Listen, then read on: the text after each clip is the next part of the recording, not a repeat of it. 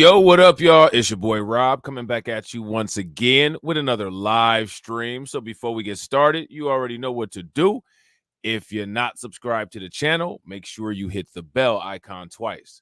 Smash the like button Share this video out to all of your followers, and let's get it cracking. All right. So shout out to everybody who is in the building early. It's good to see each and every one of you.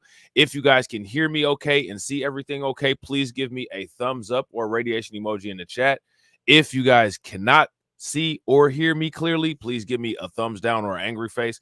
While you guys are doing that, I'm going to shout out everybody that's in the building early. All right.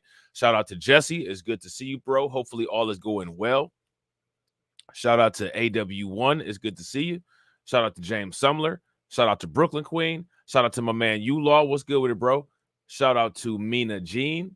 Make sure y'all show Mina Jean and show U-Law and show Jesse some love. Like enforcing. Definitely appreciate it. Throw some like enforcers in the chat for them. Shout out to Deneen. Good to see you. Shout out to Black Free Thinker. Shout out to my man Bronze of God in the building. Shout out to Black Women Stand Up. What's good with it? What's good with y'all? Good to see everybody. So we're going to go into a little bit more of what we was talking about last night. If you guys didn't see that live stream last night, please take a moment, go back and check that bad boy out. We're going to talk about the quote unquote monolithism and monolith enforcement and try to just ask some of these questions about, you know, why is this happening? Why is the liberal media so invested in maintaining a monopoly on quote unquote black monolithic thought? If you ask me, the mainstream media is the biggest and most enabled enforcer of black monolithism. Would you guys agree? If you guys agree, give me a thumbs up. If you guys disagree, give me a thumbs down. And the media has a lot of resources to be able to help enforce that. As you guys see, they'll bring on different people. Charlemagne the God, Angela Rye, we saw last night, Ricky Smiley, people like that. Now, these are the very same people that will say that we're not a monolith, but then at the same time, they have strict expectations for everybody being the exact same as everybody else and being a carbon copy of everybody. And then going out and getting a paycheck by these companies to shame people into moving politically, not in their best interest, but in the direction that the company that's paying them wants people to move in. Here's my question. How does that help anybody? That's the question. Shout out to my man, Jesse. We're going to take it to Denver before we get into the rest of this stuff, because we got to talk about La Tren de Agua. All right, we got to talk about them. And the reason why we got to talk about them is because for a minute, the mayor of Denver and the mayor of Aurora were denying that there were issues going on with this Venezuelan prison gang at this apartment complex out there. However, proof has come out and they've later on admitted that it is. But here's the problem. At first, when they didn't want to admit it, they were easily able to deem verifiable proof as mis or disinformation. Here's my question. How can information flow through a society where that's able to be done? Let me know what you guys think. Let's take a look at this video real quick. To that story that's grabbing the entire nation's attention. Fox 31, the first to obtain these videos of alleged gang activity at Aurora apartment complexes. Mayor Mike Kaufman telling Fox News gangs have pushed out property management through intimidation and are collecting rent. Police in Denver also on high alert. Now, I want you guys to pay very close attention to that. Gangs have pushed out tenants and are collecting rent. Now, let me ask you guys this question. Is this the result of national politics? Is this the result of federal politics, local politics, state politics? What is this the result of? Because somehow things got to a situation where the environment was right for this to occur. So we got to reverse engineer this situation back to the start and see how this started to take place. So how did this occur? Shout out to Crew Reality. What's good with it, bro? So the gang, the migrant gang, has moved in. They are now terrorizing this place, right? And the rental company is not even collecting rent. The gang is charging rent. That's a wild situation. That's a wild situation. If you guys agree that that's a wild situation, give me a thumbs up. If y'all disagree, you don't think it's a wild situation, then give me a thumbs down. Gang activity at Aurora apartment complexes. Mayor Mike Kaufman telling Fox News gangs have pushed out property management through intimidation and are collecting rent. And police in Denver also on high alert. We spoke to Mayor Mike Johnson about how the Mile High City is tackling these issues. Fox 31's Aaliyah Sims getting some answers for us tonight. Aaliyah. Yeah, Erica, Mayor Mike Johnston said Denver police have already been working with federal, state, as well as other local agencies because they were made aware of the problem early on. Now, he says while there's no evidence of Denver apartments being taken over by Venezuelan gangs, he says they are providing a heavier police presence in areas that are a risk.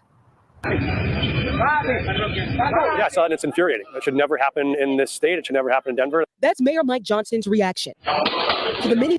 Right here, this right here, to me, if you ask me, this picture right here is evidence of a takeover. This is clear-cut, undeniable evidence of a takeover, if you ask me. If you guys agree, give me a thumbs up. If y'all disagree, give me a thumbs down. You got 3 people armed out there with guns. I don't think, unless there's some police presence or anybody else, I don't really think there's anybody there that's going to resist anything that they're saying, especially with all that manpower and guns. I'm pretty sure that in that situation, they had control over that building. If they don't, with all them guns, who does then? Somebody there got a nuke or something like that?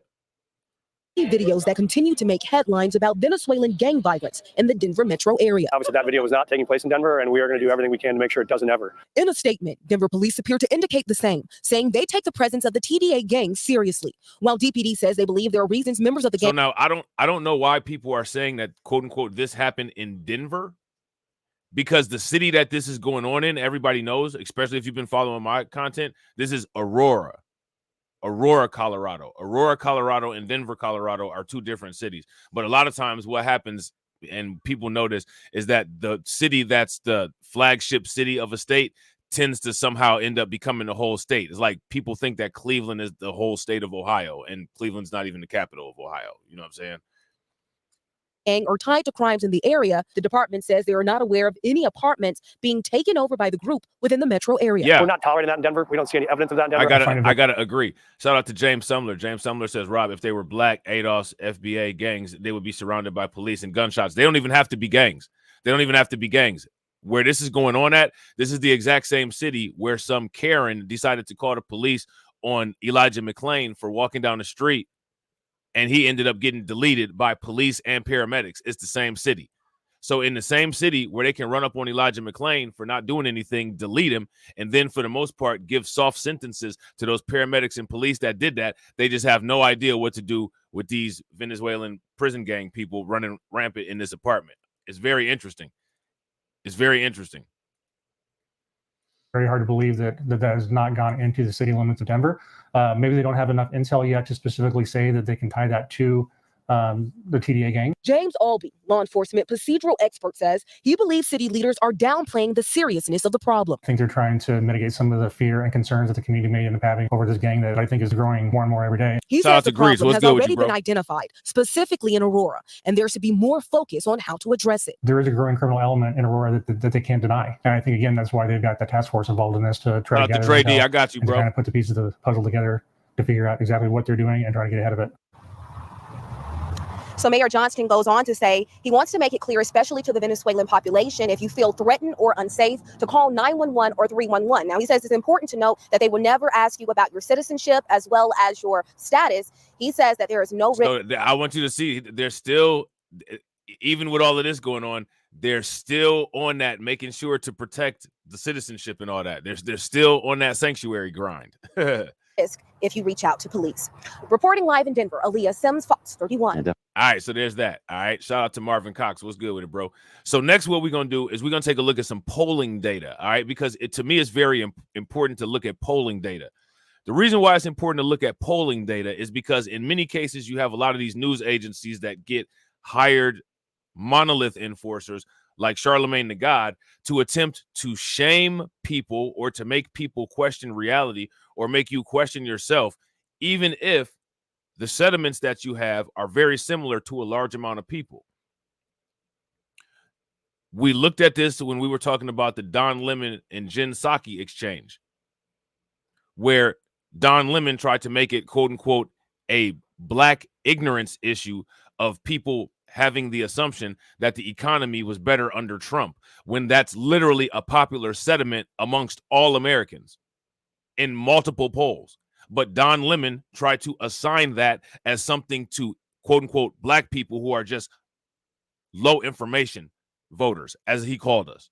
If you guys remember that, give me a thumbs up. If you guys don't remember that, give me a thumbs down.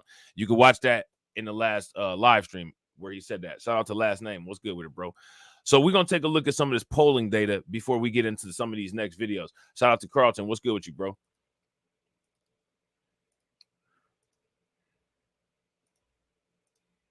So let's bring in ABC's Jonathan Karl, who'll be hosting This Week later this morning. Shout out to PD. What's good with you? Great to have you. So we have this new ABC News Ipsos poll out this morning. What do the numbers tell us about the state of the race? And did Vice President Harris get much of a bump after the Democratic convention? Well, it shows that this race is very steady. Vice President Harris had a bump after she became the nominee, but the numbers are almost unchanged from before the convention. There you see them, 52%. Now, as you guys can see, the margin of error is +2 here. All right, so the margin of error is +2. For Harris, it's 46% for Trump. Now, keep in mind, shout out that to is Jay. just What's good with it? barely What's good outside with the Cameron? margin of error, Whit. And as you well remember, in 2016, Hillary Clinton won the national vote, but lost to the White House. So that really shows you a race that is very close to statistically tied. And John, are we seeing any shift in the battleground states? Shout out to Jesse. Jesse said they lying about what's happening here. I'm not surprised, bro. I'm not surprised at all. You know what I'm saying? Same story there in the battleground states. If you look at the 7 states that will really determine who gets elected, you look at there, you see Harris has a slight lead in 6 of the 7 states. But I say slight lead in virtually all of those. This is the shout out to Carlton. Carlton said, man, over here shaking my head. The California reparations is a no-go. Hey, all I can say is that the world is correct, bro. The world is correct. 538 polling average. In virtually all of those, it is statistically tied within the margin of error. So again, this race is about as close as it can be, but Democrats are in considerably stronger position than they were when Biden was the nominee. And so, John, also, what are voters saying about the personal attributes of the candidates and the handling on the big issues? Well, this really tells the story. If you look in our new poll, you see that Donald Trump has a significant advantage on some of the most important issues for voters. You see immigration and the economy consistently ranking at the top. He has a So again, look at this. So this further goes to my point of yesterday. Do you remember yesterday when Don Lemon tried to make it as if black people having low information was and people getting $1,200 checks was a reason why they believe that the economy was better under Trump? If you guys remember him saying that, give me a thumbs up. If you guys don't, give me a thumbs down. As you can see here, the ABC News poll indicates that across most voters, with this chart not being broken down by race demographic, most people trust Trump on immigration. Most people trust Trump on the economy. Now, what's interesting about it is that if you look at the red, there's more red areas in these 4 areas of concern than there are blue areas. See, there's 2 blocks full of red, and then there's a half block red and blue and 1 block blue. Yet somehow the red block is losing when it comes to the actual vote numbers. Does that make any sense? If that makes sense, give me a thumbs up. If it doesn't make sense, give me a thumbs down. So what that's basically saying is that the majority of people have higher confidence in Trump on more topics, yet Kamala Harris has more voter support. Does that make any sense?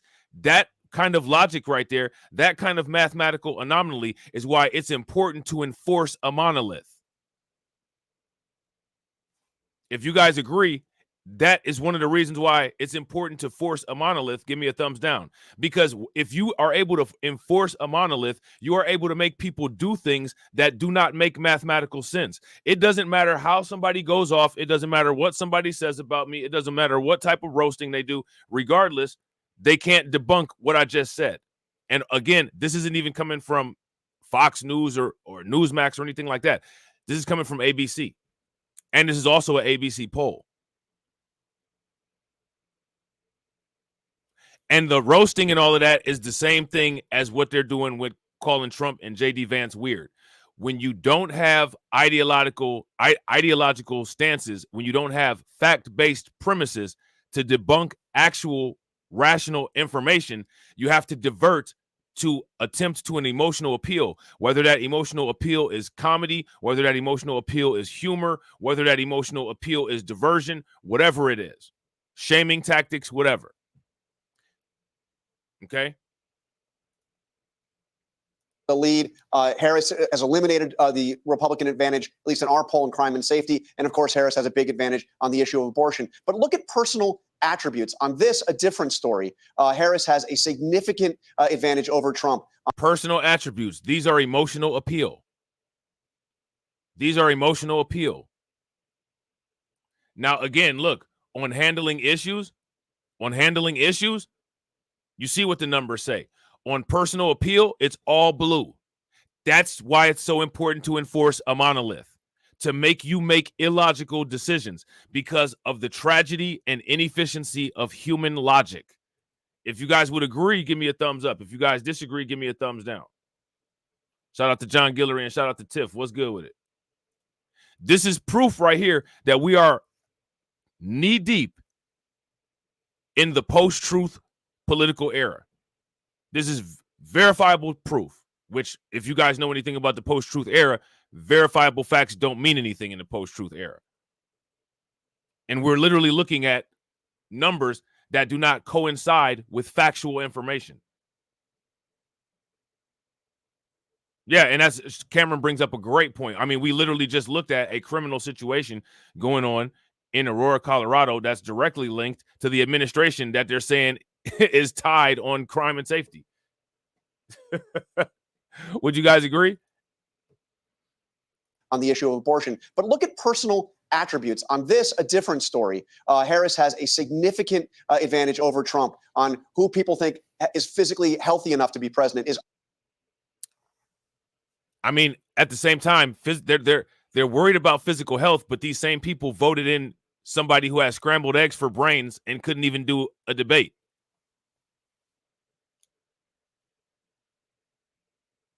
Honest and trustworthy, as we sat there and watched Kamala Harris lie. I don't think either of them understands people like me.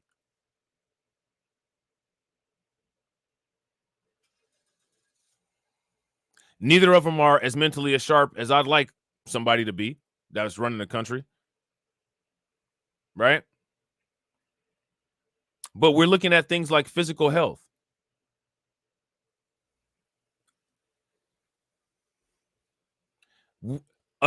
Somebody who is literally flip-flopped on a multitude of issues.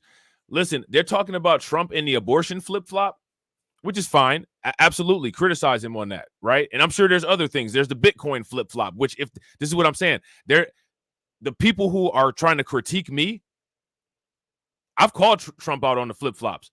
I've gone in on Trump for calling Bitcoin a scam. He literally, there's tweets, screenshots. You can see Trump dragging Bitcoin. Now he wants to make America the cryptocurrency capital of the world. Okay, whatever, dude. As long as it increases my wallet, whatever. You know what I'm saying? But that's an issue that he flip-flopped on. And they're not even bringing that up. There's multiple issues that Trump has flip-flopped on. Trump being a conservative is an actual flip-flop because he used to be a Democrat. They're not even bringing that up. They're not even trying. They're not even competent at attempting to drag the people that they need to drag. In everything that I've said just now, I've brought forth more valid, provable critique about Trump than any of these people who claim to be riding with Biden. You know what I'm saying?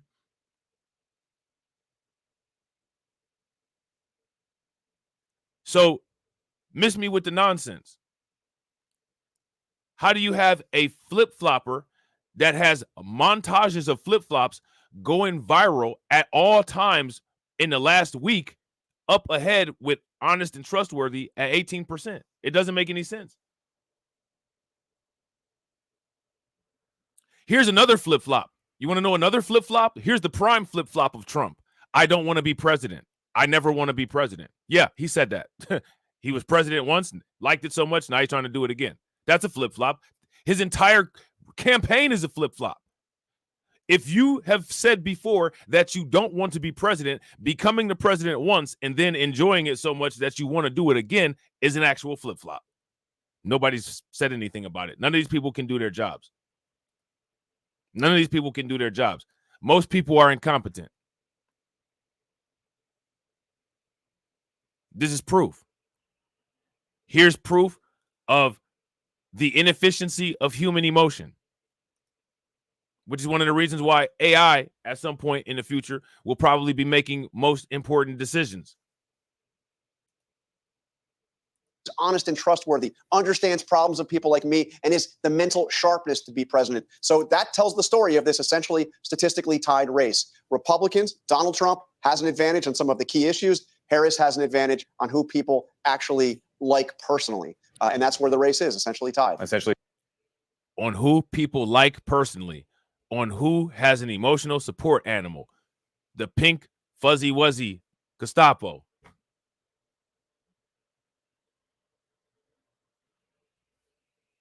It's all about what people like. It's all about what makes you feel good. It's all about what makes you feel warm and fuzzy inside. If you want to feel warm and fuzzy inside, I don't know what to tell you. Your insides are not warm and fuzzy. You have hydrochloric acid inside of your stomach, and it's disgusting. That's the reality. Some of the key issues, Harris has an advantage on who people actually like personally. And that's where the race is essentially tied. Essentially tied, and leading up to that pivotal debate in less than a week and a half from now, right here on ABC. John, we know you'll be there, and we'll chat with you in just a bit. And remember to tune into This Week later this morning for more details on that ABC News Ipsos poll. John also speaks with Trump ally Senator Lindsey Graham, plus Colorado Governor Jared Polis about Vice President Kamala Harris's. Governor Polis is going to be talking about Vice President Harris and not talking about Tren de Agua. That tells you how much he cares about people. Moving right along, right? Now, this was a week ago. You know what I'm saying? Now, everybody saw the new information that came out that showed that Trump has tripled his support amongst quote unquote black people. This is an older article that I happened to miss that I didn't know existed from Newsweek, where it said that Trump has doubled his support amongst black voters. Now, this is one of the reasons why you see the paid race simps and the monolith enforcers coming out, because race simps and monolith enforcers are so self-hating and they're so anti-black that because of their own personal shortcomings, they don't trust the abilities and thought processes of other black people. So they'll do whatever and go wherever to try to make the situation as familiar to them as they can, which a familiar situation is a situation where there's very little difference between each event, i.e. a monolith. Would you guys agree? If you guys agree, give me a thumbs up. If you guys disagree, give me a thumbs down. So pay very close attention to the people who enforce the monolith, because it's the people who enforce the monolith who are the ones that always say that we're not a monolith. So that's another contradiction. Donald Trump has doubled his support amongst black voters. New poll. Now, let me ask you guys this question. Is it the end of the world?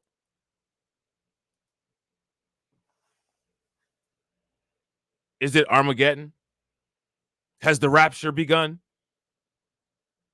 Is your life worse?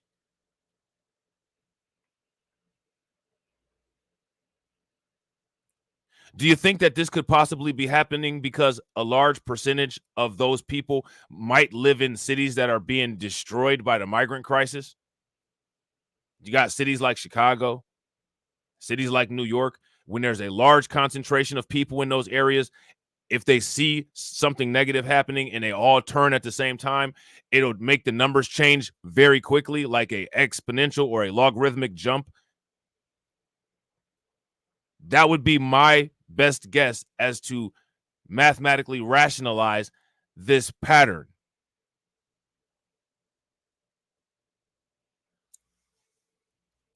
Shout out to Jay. Jay said, come on, y'all, we have to save democracy. These people can't even say their apartment complex, bro. They can't even say their apartment complex. You know what I'm saying? They can't say their apartment complex. They can't save money. You know what I'm saying? It's bad out here.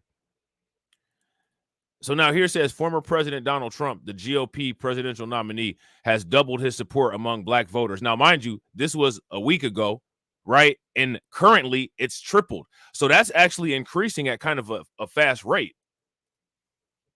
Would you guys agree? If you guys agree, give me a thumbs up. If you guys disagree, give me a thumbs down. Former President Donald Trump, the GOP presidential nominee, has doubled his support amongst black voters, a recent Morning Consult poll found. Okay. Morning Consult survey of 11,501 registered voters conducted between August 15th and August 18th of 2024 found that Trump has garnered significantly more, backing from black voters compared to his 2020 run. Now, let me ask you guys this question. Why? Where's that coming from? It must definitely be coming from my tiny channel and my 38 people in here and pro-Trump and conservative propaganda, where I call him Agent Orange and talk about how he flip-flopped on Bitcoin and how all of his a large amount of his supporters are responsible for the downfall of many of his campaigns because he's so self-absorbed that he doesn't know how to check his supporters for the greater good of his campaign to bring in new people. That's his problem, right?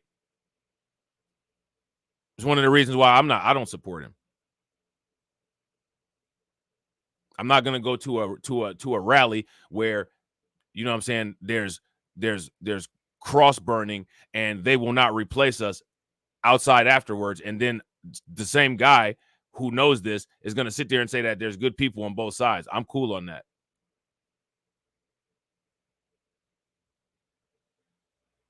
But that doesn't mean that on certain policy issues like immigration, I would disagree with his policies or not. I'm just not going to throw my support behind somebody because there has to be another person out there who is like that doesn't have those negative attributes. And I'm willing to wait because I can't make the world spin any faster. If you guys agree, give me a thumbs up. If y'all disagree, give me a thumbs down. And real quick, shout out to everybody that's watching. I really appreciate you guys. If you all haven't smashed the like button yet, please do me a favor. Take a moment, smash that like button. Also, if you guys haven't hit the bell, please take a moment, hit that bell. And also, please share this stream to your social media.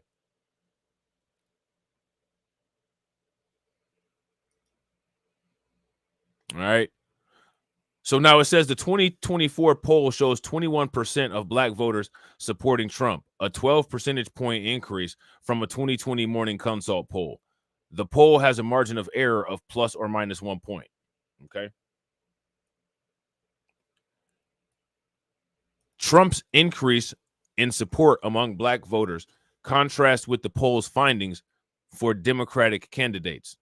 In 2020, then candidate Joe Biden received 81% support. Now, here's my question. Again, if you support somebody at 81%, for the most part, that's almost undying loyalty, and there's no need for them to ever fear that you're going to walk away. At 81% certifiable support, you almost have basically locked yourself into a situation where you have a vulnerability for abuse. Would you guys agree?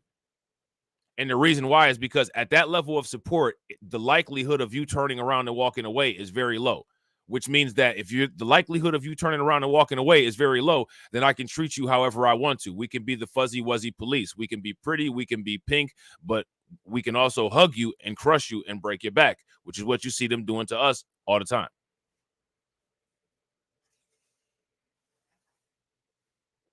Yeah, facts. Now, remember yesterday, shout out to John. John said if they read this report on MSNBC, it would be 20 minutes of SBEing big time. Facts.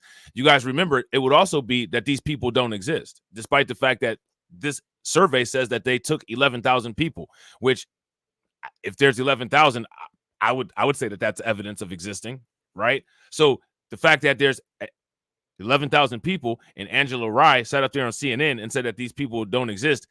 Question, is that CNN pushing mis or disinformation? Where's the embedded message that says, well, certain polls have found that these people do indeed exist? Didn't see it. Didn't see it. You know what I'm saying? So now here it says the Pew Research Center found that black voters overwhelmingly supported Biden in the 2020 election with 92% backing its candidacy. Is it misinformation to say that we're not a monolith at 92%? Again, we're voting at Lysol ratios. The ratio of purity for a black vote is 9 out of 10. 9 out of 10, according to this, right? Because percent means per 100, right? 9 out of 10 black people will vote for Biden, according to this, according to Pew Research. That's Lysol ratios. So when you wipe off the dirty voters, there will only be one that voted for somebody else. Everybody else will be on the Lysol wipe. So now, how can somebody say we're not a monolith voting with monolithic numbers? This is the issue of the dual reality paradigm. The dual reality paradigm that the mainstream media and its paid operatives want to encapsulate your brain in to reinforce the walls of monolithism, to continue to have you making predictable, illogical decisions. We're literally saying we're not a monolith with a 6 Sigma level of Biden support.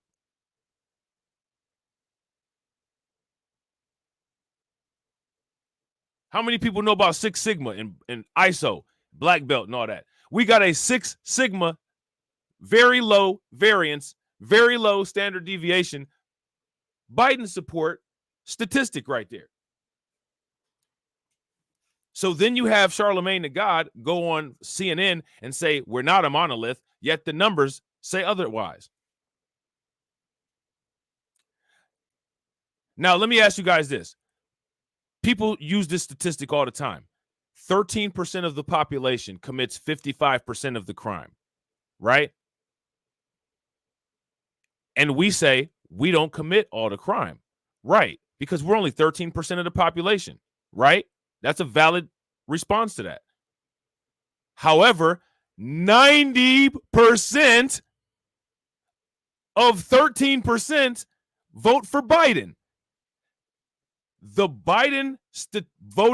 Democrat voting statistics are far more daunting than the worst, most biased take on per capita crime statistics. Would you guys agree? But yet somehow we're not a monolith.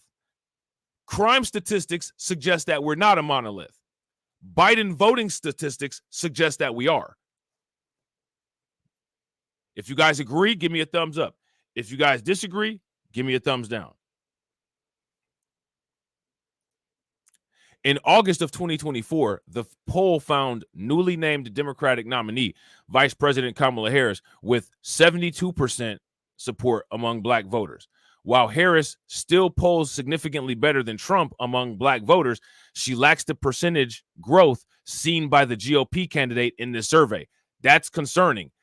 That's why you see all of the paid operatives out and about shaming folks. Shout out to Mike Nice. What's good with you, bro? Okay.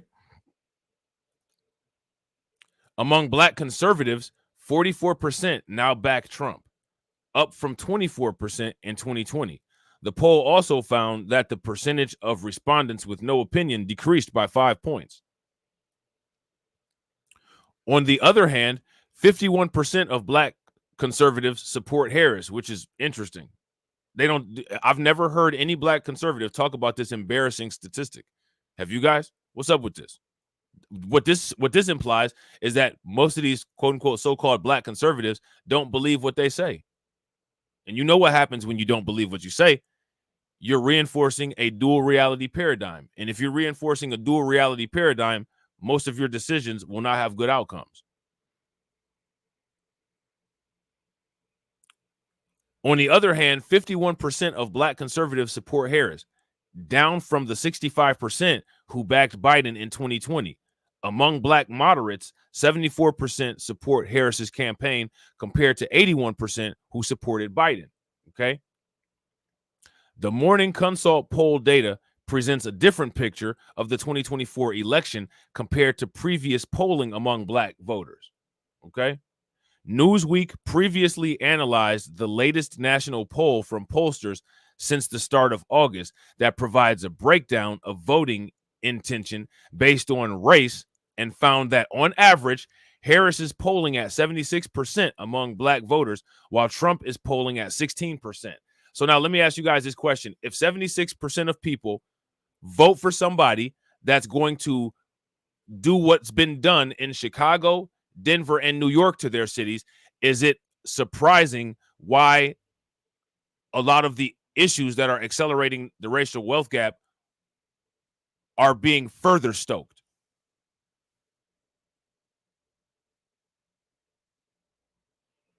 That's my question for you guys. You have 70% of these voters that they took a survey on voting in ways that will turn their city into Chicago, turn their city into Colorado, turn their city into Denver, turn their city into New York.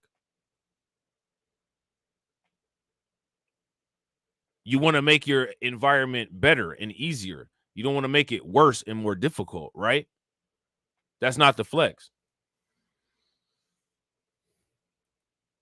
So now here it says, for example, the most recent poll included in Newsweek's analysis is the YouGov, the Economist poll conducted between August 17th and August 20th.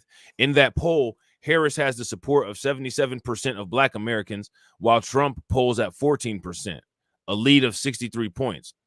But only 151 respondents of the 1,368 surveyed identified as Black. Poll crosstabs such as these can be unreliable when broken down to look specifically at Black voters or any small demographic group. The smaller the subgroup within the overall poll sample, the greater the margin of error. Polls often include a limited number of Black respondents, making the results less statistically reliable. Okay? Both Trump and Harris have been campaigning for Black voter support, with Trump notably appearing at the National Association of Black Journalists convention last month, where he questioned Harris's race, saying she was always of Indian heritage and she was only promoting Indian heritage. I didn't know she was Black until a number of years ago when she happened to turn Black, and now she wants to be known as Black, he said. Harris publicly discussed her racial heritage as the daughter of a Jamaican father and Indian mother. Okay? And what's interesting about it is that nobody's chasing Trump around about those statements except for the media.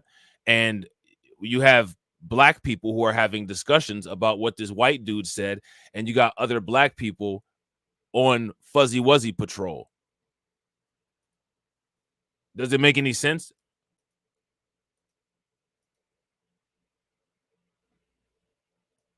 Does that make any sense? If that makes sense, give me a thumbs up. If it doesn't, then give me a thumbs down. We got a lot of stuff that doesn't really make a lot of sense going on. But again, that's the whole idea.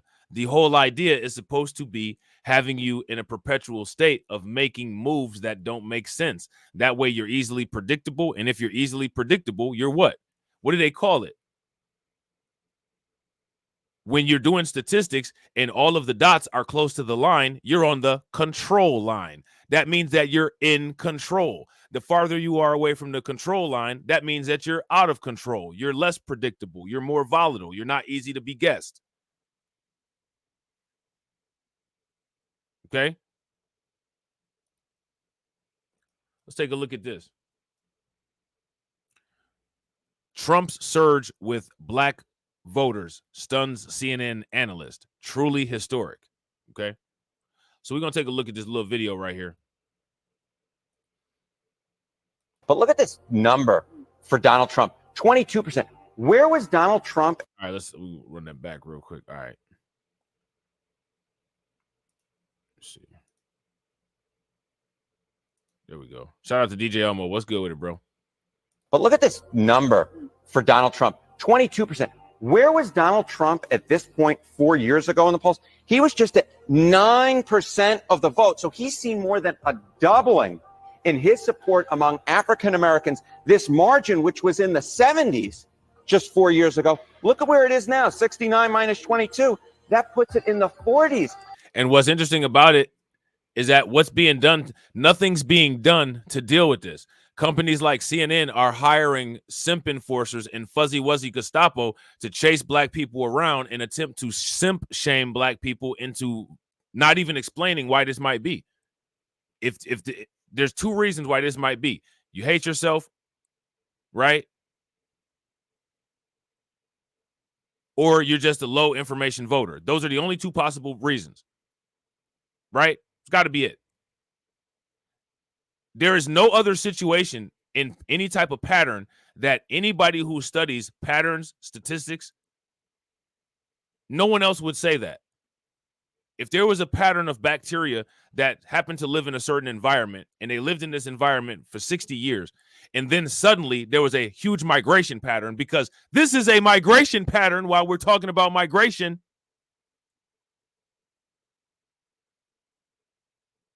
And then there's a suddenly different migration pattern to a different environment. You say, well, what happened? Is there a decrease in food source? Is there some type of toxic chemical that's come about? Is there some type of predator that has become local to the area that is causing them to have to seek different locations? Why are they moving? If you're at a pond and there's a specific population of ducks that's at that pond, and suddenly you start to notice over a couple years the population of those birds starts to decrease even more, to now you no longer see a flock, you just see maybe 2 or 3, and you ask yourself, well, what happened? Oh, okay, I see what happened. The water level started to decrease. Also, there was a factory that got put in, and I see that there's some runoff that goes from the factory filtration system down into this pond. Maybe it was making it where it was killing the food supply, or maybe it was some toxic being put into the water. The ducks didn't like it. They had to go somewhere else. I don't know, benign neglect, migrant crisis, people getting tired of disrespect. Maybe the environment has changed and they're going somewhere else. But instead, because we are of so little value to these people that there's no scientific study even done, no statistical analysis even done. And the reason why is because these people are so racist, these people are so ridiculous that they think that we're so stupid that we're just moving for no reason. And because the other group of people have no self-confidence, no belief in themselves, they simply listen to what their paymasters tell them, and then they go do everything except for a scientific method. There's been no scientific method of statistical analysis to see why these political migration parties have moved. There's all kinds of reasons, write-ups and articles that talk about why white people vote for Trump. When it comes to black people, shout out to the old video that I did called The Black Conservatorship. You're just stupid, according to Don Lemon, according to Charlemagne the God. We're just dumb. Never expect anything that we say to make sense. Never do any study on it, because it doesn't have to be studied. We can just simply say something demeaning, and that demeaning statement that we make will become the attached fact to the pattern behavior. Period. That's it. Black people commit crime. As many correlations have been shown with crime and poverty, that doesn't matter. You know, it's just a race thing. That's the red pill. It's just race realism. All you got to do is just watch Actual Justice Warrior or Tim Pool. They'll talk about it multiple times. Stephen Molyneux, you know what I'm saying? Read the bell curve. Listen to Jared Taylor, Richard Spencer, people like that. A lot of Donald Trump's people, like Charlie Kirk. One of the reasons why I can't rock with Trump. And you got people still sit up there saying that I rock with Trump. Not voting with somebody that's cool with Nick Fuentes. Seriously?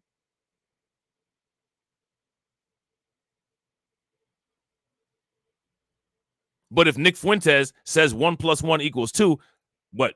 Because he's a weirdo, I'm supposed to say that that's incorrect? No, that's a validating fact. It's math. 1 + 1 = 2, regardless of who says it. But they have trained people in emotionalism and have people programmed to operate based on reflex instead of critical thought. And what you see is a past 60 years of reflex movement instead of critical thought movement. If you guys agree, give me a thumbs up. If y'all disagree, give me a thumbs down. My goodness gracious, if this held through the general election, obviously we're still months away, this would be by far the best performance for a Republican candidate among black voters in a generation, 2 generations, probably since 1960 and Richard Nixon against John F. Kennedy. That's how long we're really talking about when we're looking at this margin here. This could be a truly historic margin. It's quite a troubling sign for the Biden campaign. So now here's the thing, right? So whatever is going on, we don't know what's going on because nobody cares to have done a study. Nobody cares. You see? Nobody cares.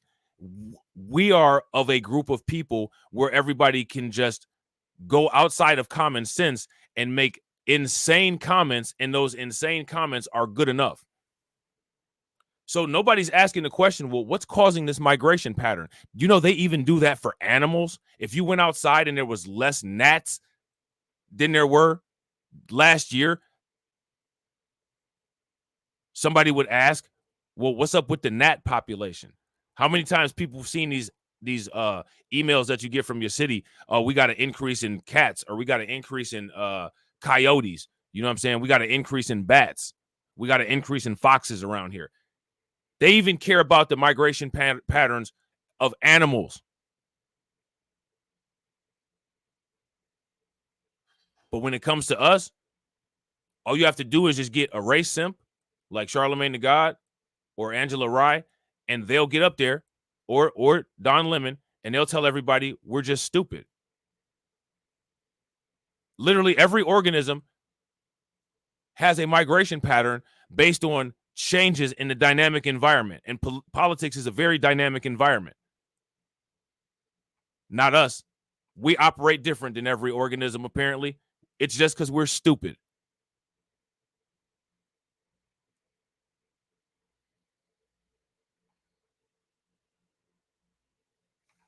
Just food for thought. You know what I'm saying? So now here it says, former President Trump's surge in the polls among black voters is a troubling sign for the Biden campaign, a data reporter warned on Friday. And I'm going to tell people this. It's 2024. And one thing that I've always been in my life is a futurist and open-minded.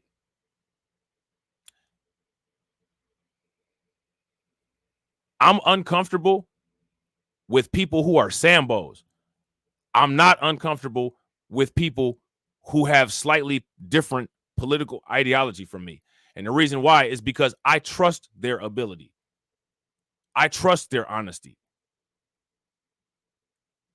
There's a difference between somebody who is just simply a black conservative versus somebody who is a Sambo. I trust my ability to be able to discern that in people. I also trust people's ability to have vision. And I trust other people's autonomy. And my advice for everybody is, moving forward beyond 2024, get comfortable with the diversity of thought. Get comfortable with not just saying you're not a monolith, but actually enforcing not being a monolith, which means being comfortable with other people being different than you, which means that you have to work at finding a common ground. That would be my advice. Because what happens with most migration patterns, shout out to James Hudson, if your environment becomes hostile, you move. If there's rats in the sewer and a bunch of alligators are running through the sewer, guess what? You're going to see an influx of rats somewhere else because they're trying to get away from the predator. If we're in an environment where there's benign neglect and hostile immigration policies, there's going to be a migration. Some people are going to migrate to the couch. Some people are going to migrate to Trump. People are organisms. People are human beings. We're animals. We live in an environment and we move like other animals. When an environment becomes hostile or a resource becomes depleted, you move and find another one. Period. This is basic science. We are not even given the liberty of basic biology. I want you guys to understand that.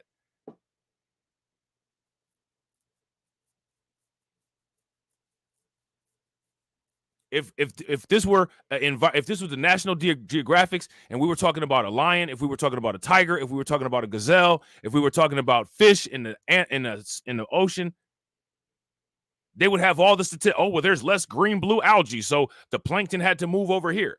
They don't even give us the same respect as they give plankton. Well, there's a lot of brine whales and all this that come through here, and there's less sunlight, so it's created more of an acid-fast environment where the green-blue algae can't live, so they had to move to a lower depth, and they had to move further out to where the water is more warm. They got the answer for everything except for this.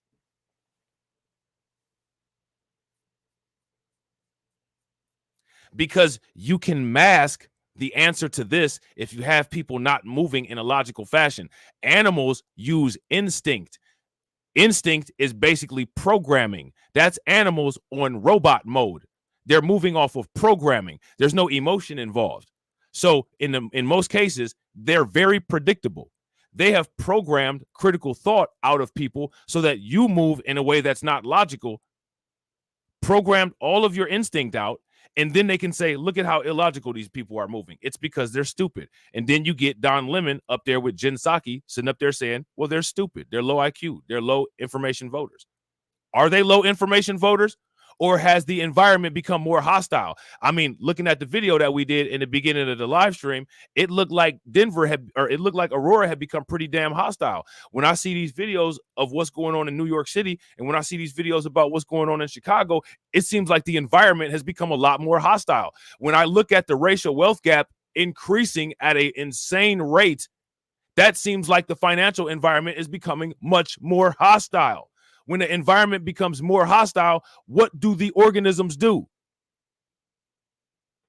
They migrate, just like the migrants, allegedly, that they're saying are coming here, allegedly, from alleged hostile environments. I guess where Trinde Agua came from, you know what I'm saying? I guess that is pretty hostile. It's just not hostile to them because they got casinos and stuff up there.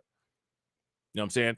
Shout out to Hurricane IQ. What's good with it, bro? Make sure y'all show Hurricane IQ some love. Throw some flames, some radiation emoji, and some ducks in the chat for Hurricane IQ for standing on business. Definitely appreciate it, bro. For 12 months. I'm standing on business. I'm standing on business. I'm standing on business. So now let me ask you guys this. Am I just rambling? Or does this make sense? If this makes sense, then give me a thumbs up in the chat. If it doesn't make sense, then give me a thumbs down.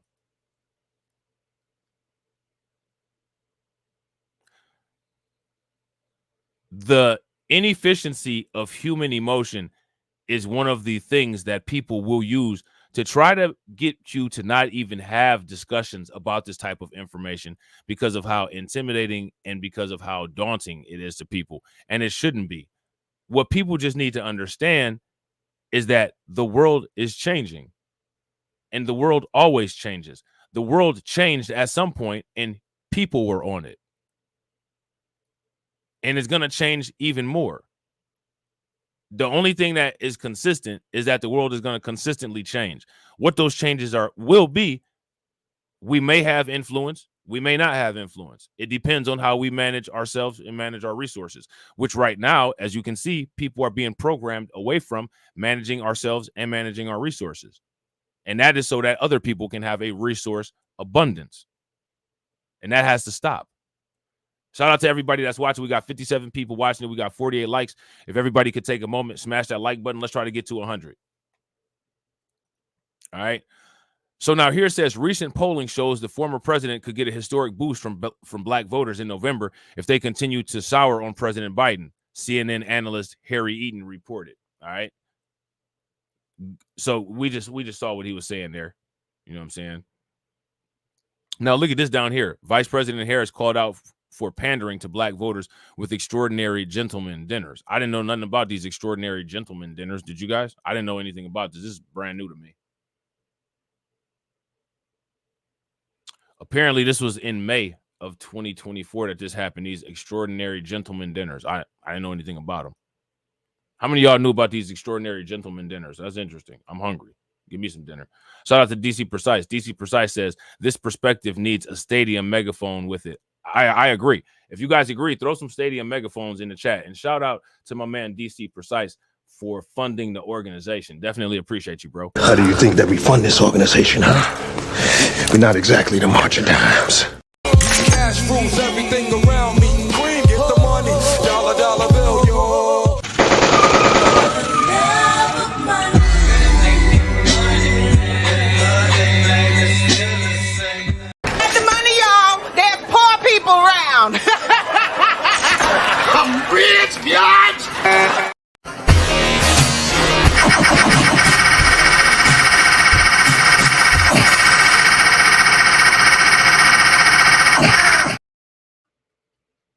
Appreciate you, bro.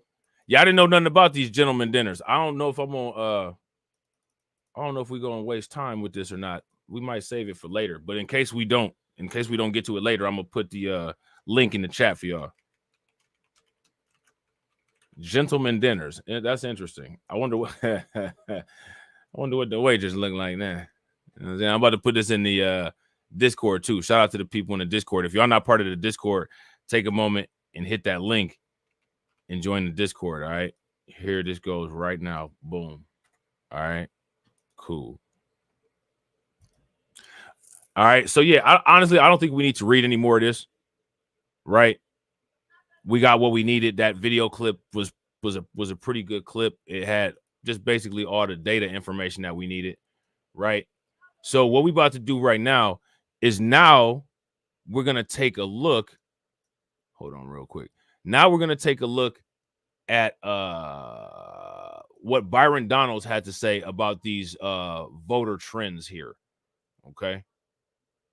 And then we're gonna listen to Then we're going to listen to Charlemagne the God on CNN. All right, so let's take a listen. And don't get it twisted. Byron Donalds, all he is just a GOP version of Charlemagne. You know what I'm saying? Because he's sitting up there spreading falsehoods in a lot of cases and not really representing things properly the way he should either. He's an opportunist just like Charlemagne. He just worked for the different, just a different opportunity. You know what I'm saying? There's so many of these people that are opportunists and so few people that are honest. But one of the reasons why that is because there's not a lot of incentive for honesty, unfortunately, as far as financial goes. A lot of these people kind of want the easy way out. Byron Donalds want to just get with something that's already created instead of creating his own movement. You know what I'm saying? So let's check this out. Next guest, making his Fox News Saturday night debut, but luckily he's used to doing comedy shows because he goes on CNN all the time. The man with the most swag in Congress, Republican, repping Florida's 19th district. Big game, Byron Donalds in the house, and he's going off the meter. There it is. There it is. Now, I introduce you all the time. TV and radio is the man with the most swag in Congress. Explain to our viewers at home the difference between swag and style. Okay. So immediately we start with the characters.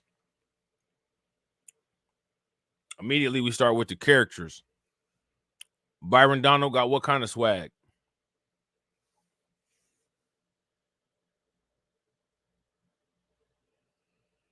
Yeah, I agree, Hurricane. I wouldn't disagree at all. I agree 100%. And like we say, Greg Stubbe's the best dressed. Yes. But to be clear, he also looks like the dad in every stepdad porn I've ever watched. I don't need you to co-sign that. Just talk to me about swag. So first of all, shout out to Greg Stubbe. We love Stubbe. He's the best dressed. My homeboys, Wesley Hunt and Corey Mills, gonna have an issue with me. But I gotta give it to Stu. Stu has the attire. Can I give you one thing? So when Wesley Hunt was on the show, okay, you know, we give away the yellow jacket to the best panelist. Right. Listen, man, all these dudes are stiffs. First and foremost, they're all stiffs. All right. We got merch for everybody that's stylish and dope. That's 10 times better than what they got. So if you actually want to have swag, if you actually want to have drip, which is something that this dude who's hosting the show will probably be saying repeatedly like 10 years from now and acting like he came up with it, make sure y'all hit that merch store and check it out. Shout out to the ladies. We got Fuzzy Wuzzy Gestapo merchandise coming for the ladies. You know what I'm saying? But he said he didn't need it because as a black man, he had 7 yellow jackets. Is that true? For him, yeah. Wesley is always to the nines. Yeah. Like their style is impeccable. I give them full credit. Okay. But Jimmy, swag is you step into the room and the temperature Lewis, drops. Yo. When you show up, people are like, "Oh wait, it's him." People know. How are you? It's good to see you. You got presence. That's the swag. Presence. That's the swag. That's an energy. And I'm not trying to brag about it. It is what it is. Convention, right? Walk out on stage.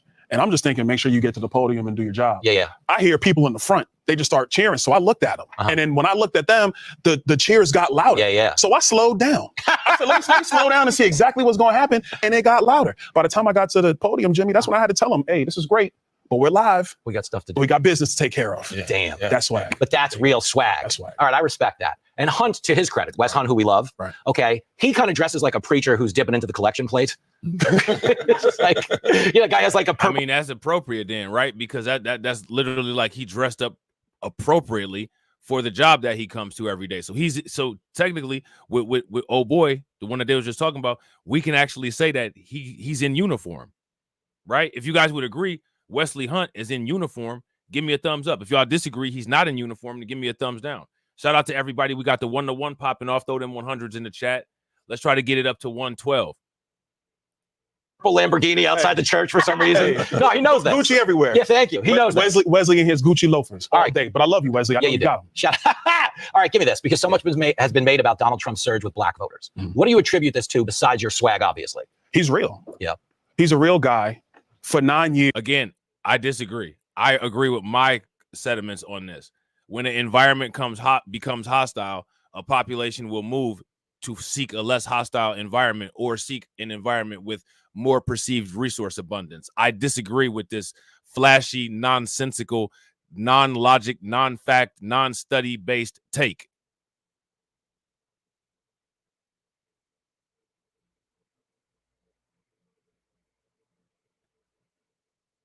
If you ask me, there's plenty of evidence that shows that the Democrat cities, anything involving Democrats, anything involving the left has become highly hostile towards black people. In a face of a hostile environment, a population will migrate. Very basic. Very simple. I don't agree with any of this. Like I said, we joke around about the quote unquote, we was eating better under Trump tribe. A lot of those people, quote unquote, don't even like Trump, but they will tell you I was eating better under him, which basically means the economy was notably a lot better and it was good for what I was doing financially, i.e. I was eating better. How many people have talked to somebody that said that? We joke about that in here all the time, but it's a real thing. It's a real thing. Other people, steal the talking points and all that, but it's all good. It is what it is, right? We creative over here. We come up with new stuff on the drop of a dime, right?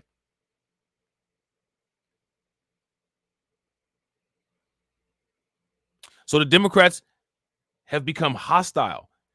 The Democrats are an environment. They're an environment that encompasses between 90 and 70% of a given group of 13% of the population. That environment has become hostile and post-apocalyptic. The Democrats now have a Walking Dead situation with black people. What's going on is people are wandering, and at some point, diffusion will occur. At some point, osmosis will happen. At some point, things will settle. But right now, what we're looking at is an increased migration state because of increased hostility. Period. There is no more explanation to it. There's Republicans that are voting for Trump that don't really like Trump. Fox News don't like Trump. How many times has Trump ripped Fox News? How many times has Trump gone in on Fox News? How many times has the New York Post gone in on Trump? The New York Post wasn't rocking with Trump at the beginning. They was hoping that Trump would kind of fall off because they wanted to rock with Ron DeSantis, but it didn't happen. So now they forced to deal with Trump if they're going to be on what they on. You know what I'm saying? So things don't always work out the way people expect things to work out. That's just the way of life.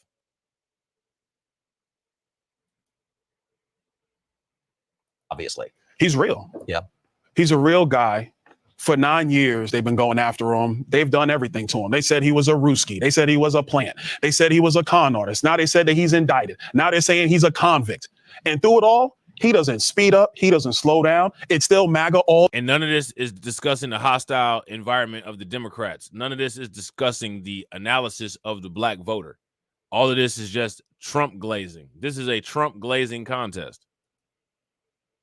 Now, why is this a Trump glazing contest? Because you're asking a guy who literally has no idea what he's talking about why people who he's not around are doing things that they're doing.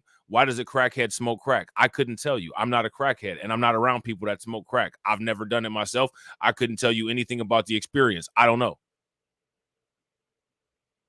All of the answers that I gave for being involved with crack are the same answers that Byron Donalds would have if somebody asked about his involvement with black people. Yet he's on this show sitting here to give some kind of take that he can't give, which is why he's not giving anything about any type of information that would justify a migration pattern, because he doesn't know anything about the migration. What he's also doing is he's reinforcing that black people will vote based on what they like. Well, he's real. I like that he's real.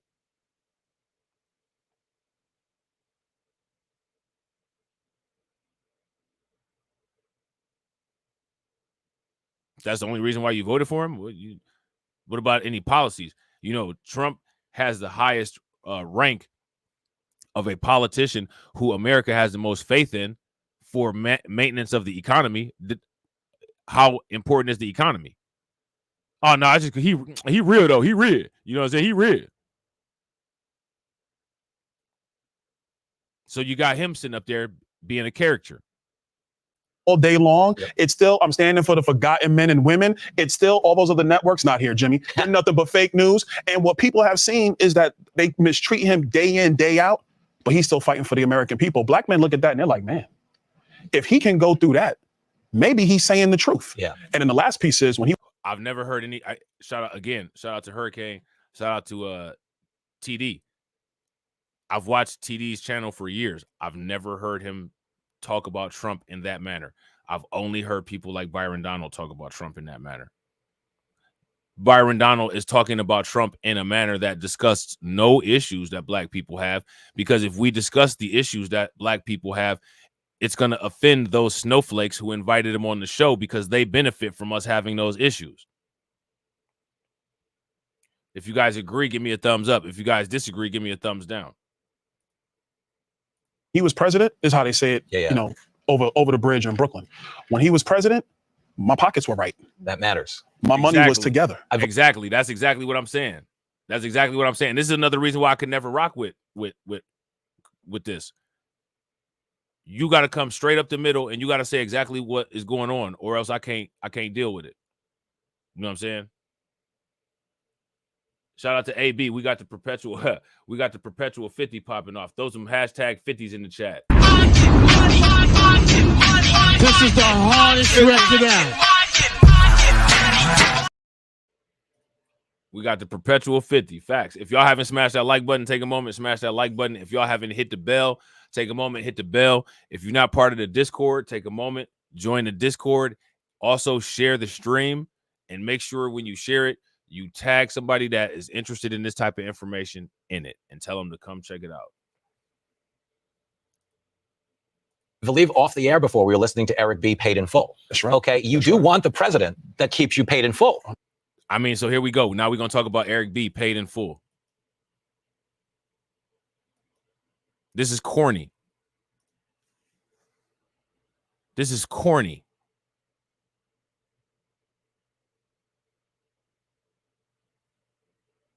I'd have been like, yeah, why are we talking about rap? You know, Method Man doesn't have anything to do with methamphetamine, right? And Byron Donald just eating it up. Oh, see, he got a good sense of humor. We all in it together as men.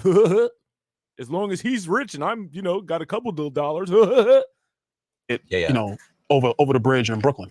When he was president, my pockets were right. That matters. My money was together. I believe off the air so before. Again, so now this is, you know, this is the whole I was eating good under Trump thing. So again, we're taking this, right, and we're going to bring it to the mainstream media and not put any context behind it, because we've already gone through the context of the quote unquote I was eating good under Trump tribe. And again, let's just keep it a buck. I'm not even trying to be funny, but how irritating is it that these people just be stealing my talking points all the time, man? I was watching some Fox News thing that just came out yesterday, and they was talking about Kamala Harris being a constructed candidate. Like, come on, man. That's one of the reasons why I make so much merch. As soon as I come out with a concept, I make merch out of it. What I'm about to start doing is I'm about to start making NFTs.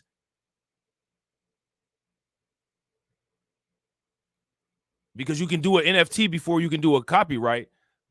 Because, I mean, people just be taking, your stuff is just all over the place.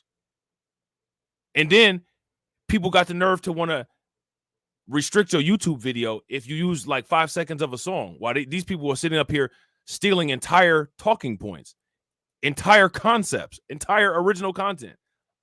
Like, it's crazy. Or we're listening to Eric B. paid in full. That's right. Okay, you do want the president that keeps you paid in full. 100%. So when you were there in the Bronx, what was the reception like? Crazy. It was, right? Because here's the truth, right? Y'all gonna like this. My plane was late. So I'm like racing, trying to beat the motorcade to the rally. Because, you know, when the motorcade comes through, you're just going to be sitting there on the corner, just hanging out. You're not moving. I get there right before the motorcade. I grab my luggage going through the park, you know, because we don't do security details. So it's me and my luggage, and I'm dragging it. We get there. The team goes, "Thanks, sir, that you're here." I don't know if I would have necessarily said we don't do security detail, knowing that your man almost got took out. But, you know what I'm saying? Bless up. You know what I'm saying? Here, we're putting you up right now. So they took my luggage. I went right to the stage, right to the rampway. Voice of God comes over. "Ladies and gentlemen, it's Congressman Byron Donalds." At the catwalk. And then you just see a sea of people in the Bronx. And we're not in Georgia. We're not in Mississippi. We're in the Bronx. Hot damn. Puerto Ricans, Venezuelans, black people, white people. Everybody just. I mean, after everybody else, he said black. I mean, just pay attention. These dudes, they on either side of the political spectrum, they do the same thing. The Venezuelans, I would be, you know, you're not Tren de Agua, are you? You know what I'm saying? Cheering, because who they were waiting for was the man they think is going to get this country back on track, and he's going to make it great again. And they were there. They were excited. They were not leaving until they got a taste of Donald J. Trump. I love this. The only contrast I draw is you could hand somebody your bags at the Trump event. At the DNC, a cross-dressing man would have taken them from your wife and put on her outfits. Click here to subscribe to the Fox News YouTube. So yeah, so there's that. Corny, right? No, low swag, low energy. You know what I'm saying? High cholesterol, low testosterone. You know what I'm saying? So let's check this out right here. Here now with more. Florida Congressman Byron Donalds, Fox and Friend Weekends co-host Will Cain, and Fox News contributor Miranda Devine. All right, I'll start with you, Congressman Donalds. You know, James Carville was probably right when he said that Kamala Harris has to really answer for her left messaging and everything that she said. And he basically said that preachy females were to blame for the messaging problem. Has Kamala taken away those concerns that Carville had? No, she hasn't, Judge. If anything, looking at that first clip, she's only amplified them. They had the campaigns having staffers leak out to the press saying that she was changing all these positions. Hey, she said preachy.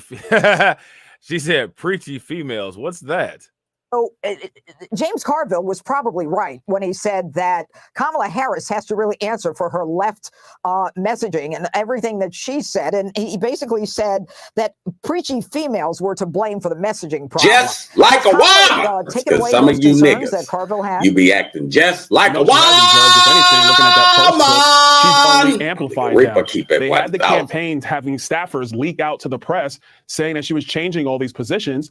Then when she's finally asked about it, after 40 days of having been able to sit back and craft an answer, she comes out with that her values have not changed. This is not good for the Harris campaign because, number one, the imagery did not look good. She did not look strong. She did not look like the mantle of a president. And then number two, she backtracks on all of the leaks that her campaign was using to backtrack off of her radical, progressive, liberal agenda. It did not go well. I'm pretty sure that the rest of this interview did not go well, but we'll see. But the bigger issue is Kamala Harris has hidden from the press because she cannot actually go toe-to-toe with reporters and the American people to question and go through her record.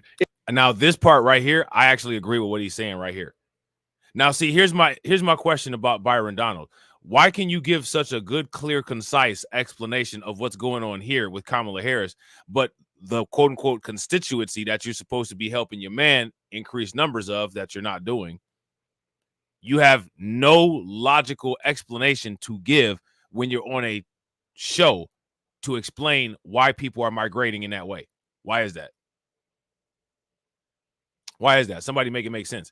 Shout out to everybody that's watching. I really appreciate you guys. We got 70 people in here. If you guys haven't smashed that like button yet, please do me a favor. Take a moment, smash that like button. Also, if you guys haven't hit the bell, take a moment, hit that bell, subscribe to the channel. Also, please share the stream to your social media. And like I said, tag somebody that's into politics or into the news in your share. If you're not part of the Discord, take a look at the notifications. You see that the Discord gives good, reliable notifications. Also, we talk about a lot of topics that's not discussed on the channel in the Discord. Join the Discord, gang. It is a radical record. It is a bad record for the American people. I think you're seeing the beginning of the end for this campaign. And you know, Will Kane, the whole idea that she is a candidate for change, according to Ben Stiller, is stunning to me because there's no change. She's been in the White House for 3 years. Hey, she's definitely a candidate of change because she changes her mind and changes her opinion every 5 seconds. So I guess technically, right? Technically, theoretically, you could say that she is indeed a candidate of change. It's just not positive change.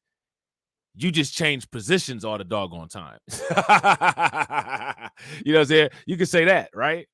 Years and 9 months. What is wrong with these people? There's a change in the vibes, Judge. There's a change in the top of the totem pole. There's a new totem.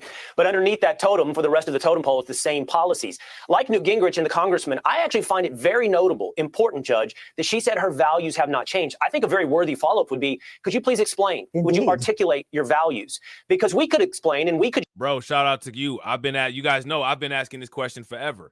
Shout out to Cameron. Cameron said, what's the point of these black conservative COONs if they don't recruit black people to the other side? I've been asking that. What does the black conservative outreach look like? It looks like a bunch of crime videos about black people that are not addressed to black people to give them any type of information about what's going on with conservatives, but to provide to white people to substantiate white people's stereotypes about black people.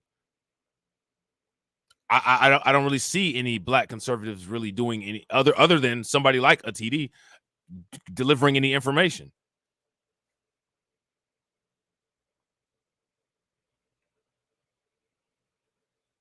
Do you guys? Who else does it?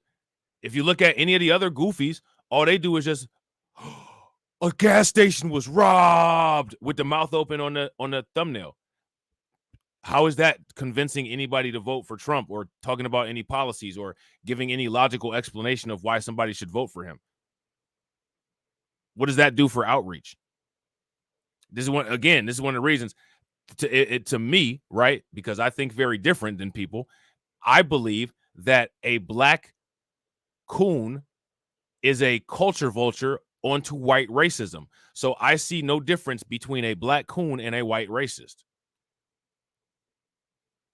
So you can't sit there and say, well, I'm distancing myself from Charlie Kirk and I'm distancing myself from Nick Fuentes, but I embrace a Greg Foreman. I embrace a Candace Owens. They're the same people. They're the same people.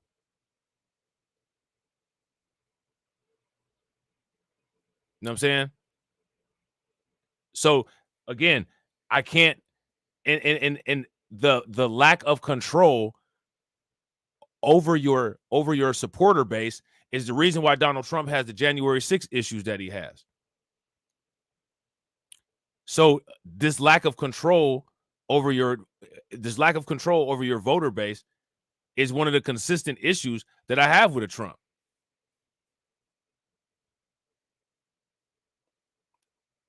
You just want to enjoy narcissistic supply from everybody. You want to take the narcissistic supply from all the people that like you, even with the conflicts that they're in. And you don't want to manage anything. The only thing that you want to manage is your levels of narcissistic supply. I can't get with that. It's not enough for me. It's not enough to get me off the couch. You know what I'm saying? Yeah. Shout out to Deneen Grant. I think that's kind of like, that's like XY chromosome type stuff. I think that's like DNA type stuff. You know what I'm saying? That's a Discord discussion there. Show a montage right now, Judge, of her saying, for example, that we need to fight for equity. When she explains equity, she says not everybody starts at the same place, but everybody should end up at the same place. And in order to do so, some should get more than others. Well, that might not be an exact repetition, but it's pretty rhythmic with the popular Marxist saying of from each according to his ability to each according to his need. It sounds to me. Yeah, facts. Shout out to Ryan Glenn. Ryan Glenn says exactly. Trump's base runs rapid and he's quiet as a church mouse about it. Yeah. Quiet as a church mouse about it. And I'm not even going to lie. Some of the black Trump supporters are some of the most vile, absurd, pseudo intellectual people that there are in front of a microphone, some of the black Trump supporters. Now, these people will sit there and say that all we do is focus on everything else. But you know what I'm saying? A lot of people don't even really know about any noteworthy white Trump supporters. We're saying, yo, Trump, you got these black weirdos rocking with you. What's up with that? You want some more votes? Get rid of them weirdos that you got on your side. You know what I'm saying? But he need the narcissistic supply from everybody. So I'm not going to have no substitute racist white people, some black sixth men in there to make you feel good. And I'm supposed to be what, in some type of coalition with them? Not that's not happening. Sorry, not good enough. Not enough to get me off the couch. You know what I'm saying? And I'm not a shame sensitive person. So it doesn't matter what somebody says about me. I'm going to still continue to do what I do the same way that I do it. And you better just hope you don't get too close to me saying that nonsense. You know what I'm saying? Shout out to my man, John Guillory, man. Make sure y'all show John some love. Funding the organization. Definitely appreciate it, bro. Throw some flames, some radiation emoji, and some ducks in the chat for my man, John Guillory, with the $20 super chat. How do you think that we fund this organization, huh? We're not exactly the March of Dimes. Silence! Silence! I ain't got no money, pa. Cash rules everything around me. Queen, get the money. Dollar bill, yo.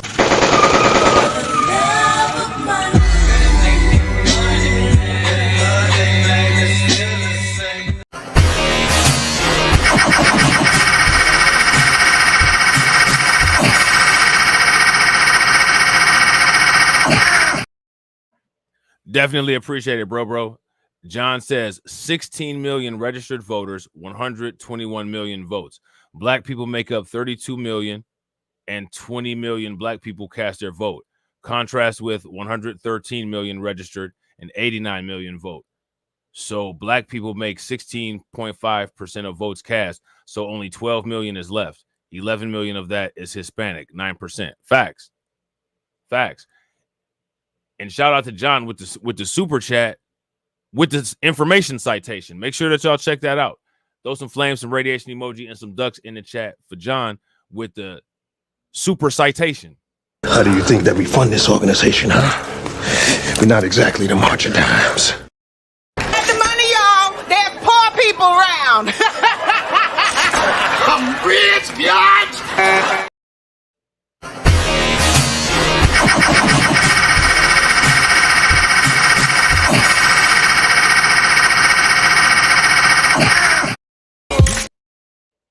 Cash rules everything around me. Queen, get the money.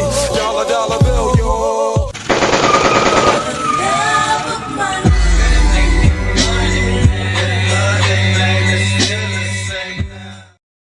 So check out that census report. Hey, yo, John, do me a favor. Drop that in the Discord, too.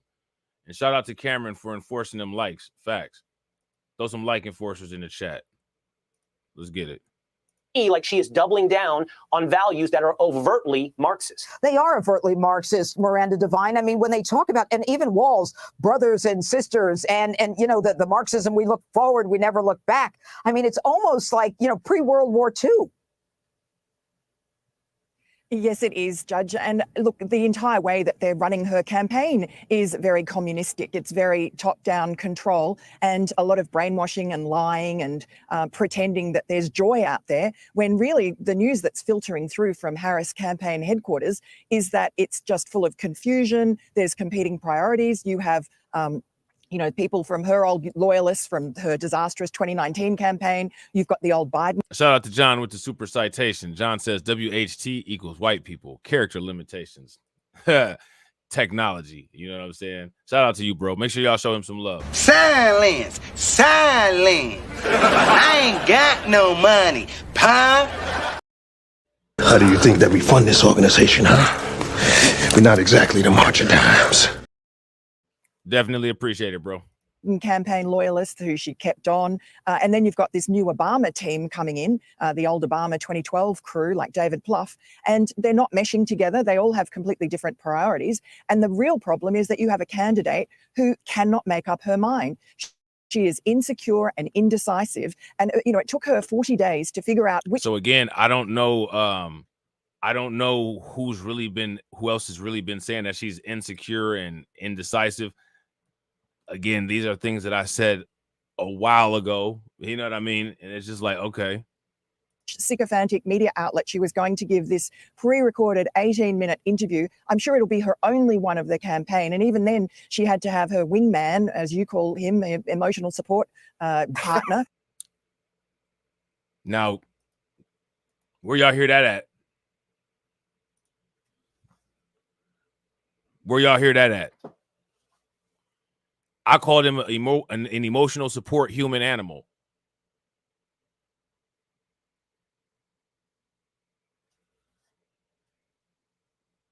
Just saying. Make up her mind. She is insecure and indecisive. And, it took her 40 days to figure out which sycophantic media outlet she was going to give this pre-recorded 18-minute interview. I'm sure it'll be her only one of the campaign. And even then, she had to have her wingman, as you call him, emotional support partner, Tim Walz, by her side. And as Byron said, the optics were just shocking. She was dwarfed by them. I think she was looking for the CEO in command look, but it didn't work. No, not at all. Not at all. And Congressman Donalds, I'll go back to you. It's not just the Obama campaign, the Biden campaign, the Harris campaign, or people, like 92% of the people who worked in her office left. But you've also got Mark Elias from the Steele dossier days. And, it's almost as though her campaign is reflecting, in terms of it being chaotic and disorderly, the candidate herself as a person who is not being asked follow-ups and is not clear on what she believes in.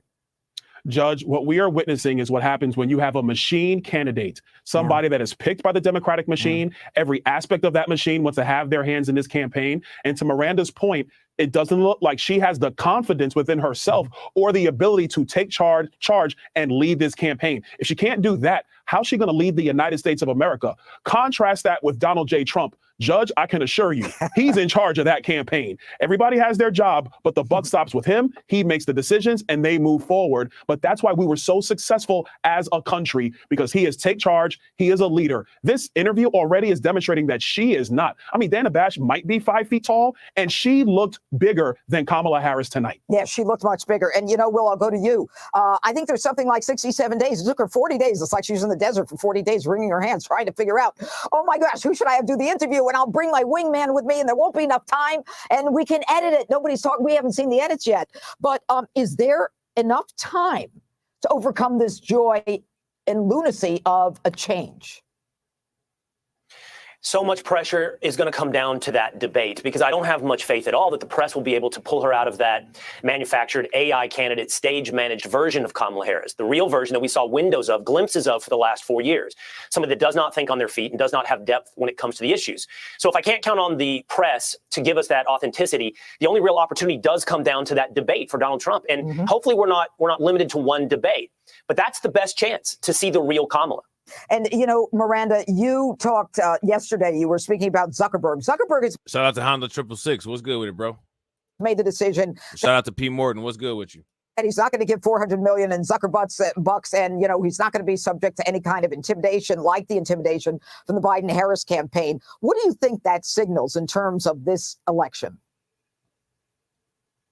I think it shows that Zuckerberg is seeing what side of the road he needs to be on, and he suspects that Donald Trump is going to win the next election. And he knows that he's in bad odor with Donald Trump and his supporters because of what he did to help rig the 2020 election.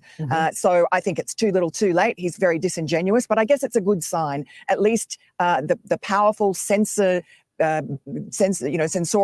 people from the 2020 election are losing power, because if you've got someone like Mark Zuckerberg joining forces with Elon Musk, or at least trying to get on that side of the post, you know that Donald Trump is ascendant. Okay, and Congressman Donalds, very quickly, Kamala Harris right now is riding this joy balloon. At some point, it's got to start leaking. I mean, Yeah, no, that's actually true right there, what she said. And I think that in the coming weeks, we're going to start witnessing the beginning stages of the great implosion. We talked about the great implosion, and you'll probably hear these clowns steal that. But we talked about the great implosion. You will hear about the great implosion. You'll see the great implosion start to happen, because as the speculation bubble starts to normalize and the volatility starts to decrease, things will be more based on Kamala Harris's actions. Is like a natural more accurate accountability. She'll be held more by her actions than based on people's emotional attachment to the speculation of her candidacy. And once the focus is completely on her, that's when you will see that balloon start to rapidly deflate. If you guys agree, give me a thumbs up. If y'all disagree, give me a thumbs down. There are leaks coming out of the campaign, but how long will she be able to withstand the kind of pressure that she's going to be under, not so much from the press, but in terms of the campaign itself? Not much longer, because the demands and the expectations are only going to rise. As we watch this full interview, if this thing doesn't go well, there's going to be calls for her to step out and do more. The debate, all the pressure's on Kamala Harris, not Donald Trump. We know who Donald Trump is and what he's going to do. She has to demonstrate the stature, the competency, and then the ideas to be president of the United States. So I think you're going to see more out of this campaign as things trend downwards for Kamala Harris. And quickly, Will Kane, you know, it's kind of tight right now. What do you think is going on?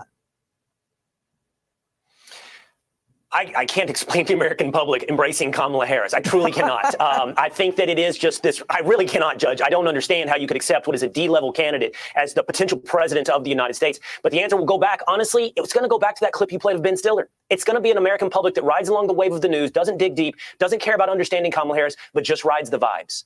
Yeah, and Miranda, do you think that in Pennsylvania, Well, again, riding the vibes, according to him, as he says it, that's living in the post-truth reality. That's living in the post-truth world. That's where we at. That's where we are. That's what you're looking at. That right there, the post-truth reality, the post-truth world, that is what creates situations like what we're looking at right now. You know what I'm saying?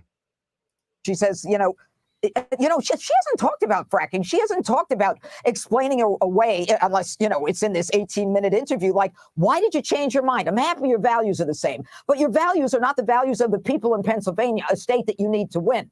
Does she just rely on the surrogates to say it, or will she just run an ad and say, we need to frack in Pennsylvania? Well, I don't think we can rely, as we've just been saying, and Will just mentioned, on the media to actually hold her feet to the fire. So, but I do have faith in the American people that if this is a fair vote, that they will see through Kamala Harris. I think the fakery that is her intrinsic quality is going to be more and more evident, and just like it was in 2019 when everything fell apart. Yeah, I actually don't disagree with that. I actually agree with that. So now, this is interesting. Charlemagne the God has come out and made a recent statement, and I'm going to let you guys be the judge of how intelligent and brilliant and fact-based that you think that it is. Charlemagne the God has come out and given us the profound insight that he believes Donald Trump is just over it. Charlemagne believes that Donald Trump no longer wants to be president. No idea where he got the information from. No idea why he believes that. I think it's just more ramblings of the overprivileged. But let's see what he has to say. I understand you just interviewed a special guest. What can you tell us? Yeah, Wolf, when we were doing the roll call yesterday, we were down here covering it from the floor. You may have seen a special guest in front of New York's delegation. That was Spike Lee. I just ran into him on the floor a few moments ago and asked him about what this convention means and what it means to have Vice President Harris at the top of the ticket. And this is what he told me. You're here at the Democratic convention. What does it mean for you to be here to see Vice President Harris as the Democratic nominee? I wanted to be here. This is not history. This is her story. What do you think? Thoughts? What do you guys think? Let me ask you guys this. If her entire identity and if her entire campaign is scripted, which means that somebody else wrote it, then how is it her story? Let's start there. If you didn't write your own script, then how is it your story? Let's start there. Should we make this long or should we make this short? Should we tear this into little pieces or big chunks? Let me know what you guys want. She's going to be the first woman to be president of this United States of America. Blended family, the whole Howard University, HU, so this is a amazing moment in the history of these United States. Nothing of any substance. Nothing matters. None of this stuff matters.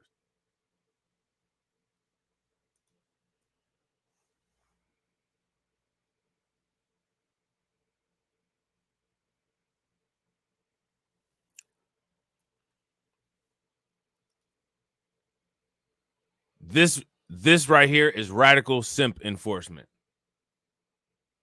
Radical simp enforcement. Soulless simping. This dude has no other operational mode other than simp 2024. That's it. This is a pathetic state of males. If you guys agree, give me a thumbs up. If you guys disagree, give me a thumbs down. And we got to go forward, not backwards. We got to go forward. We got to advance. You know, bring equity around this nation where we will lead the world. So, you know, I travel a lot of times and outside the United States. And when this guy was president, people, total strangers, will pull me and say, "What the hell is going on?" Donald Trump. Yes. I try not to say his name, but people, total strangers on planes, just walking around all the world saying, "What is wrong with America? How did that guy get elected?" So those. Well, he got elected because we have a democratic election process and the majority of people voted for him. That's what happened. Very different than how Kamala Harris got to where she's at right now. Would you guys agree? Are these facts? Am I MAGA because that fact makes somebody's butt pucker? Let me know. 4 years where the world was looking at us like with the side eye, like WTF. And we know what that means. Wolf, that was over there by the New York delegation. Tonight, I am standing here by the Minnesota delegation. Obviously, maybe one of the most excited ones here on the floor. That's because a Minnesotan has not been on a major party's presidential ticket in 4 decades, since Walter Mondale ran. And now, of course, Governor Tim Walz is preparing to speak in this convention hall tonight. And just to give you an indication of how excited they are as all the delegates are making their ways over to their seats, they have put Governor Walz's head on a 2-foot large sign to hold up tonight as he is going to be addressing this hall. It's probably ironic and probably a future sign of how they're going to get impaled during this candidacy. Unless, of course, you know, some of that magic happens. You know what I'm saying? And obviously, what is one of the biggest moments of his political career, a moment for him to introduce himself. Out of all the speakers who were on that list tonight, he is probably one of the least known nationally. And so tonight, he's going to be introducing himself, not just to those here in the room, certainly not the Minnesota delegation, but to everyone who is watching at home, Wolf. And all of us here will be watching it very closely. Caitlin, thank you very, very much. Aaron, back to you. All right, Wolf. And joining me now is Charlamagne the God, host of the Breakfast Club radio show. Also the author of the newest book here, Charlamagne, Get Honest or Die Lying, Why Small Talk Sucks. What's up, Aaron? And also the co-founder of Reason Choice Media. And Angela Rye is back, which is wonderful to see you. Thank you. Co-host of the Native Land Pod. All right, so you heard Spike Lee there. Mm-hmm. He's talking about Donald Trump. He doesn't like to say his name, but talking. So again, let me ask you guys this question. Charlamagne the God is not a political analyst, is he? Why is he analyzing politics?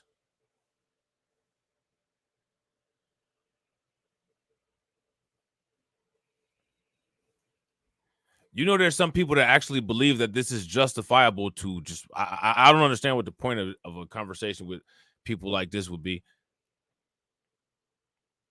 You know, I never saw CNN bring on that Congress or that city councilman from Chicago, Anthony Beale, I think is his name. You guys remember Anthony Beale? They never brought him on there. This right here is monolith enforcement. These are the very people that'll say that we're not a monolith, but watch them enforcing a small standard deviation of difference between each black person.